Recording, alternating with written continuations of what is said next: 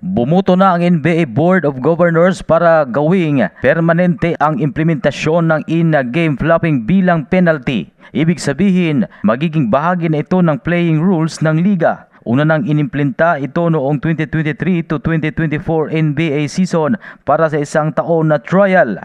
Matapos ito ay nagdesisyon ang NBA Board na gawin itong permanente na susundin sa mga darating na games. Sa ilalim nito, kung ang isang game official ay magtatawag ng flop penalty, ang offending player ay mapapatawan ng technical foul na tawaging non-unsportsmanlike. Ang opposing team naman ay mabibigyan ng isang free throw.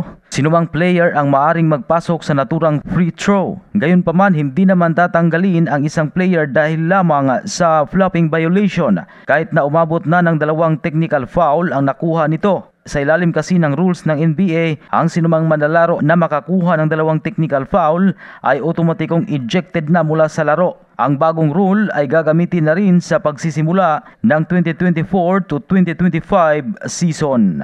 Yan ang Balitang Sports. Ito si Ray Tampos para sa Radyo Alternatibo Balita Nationwide.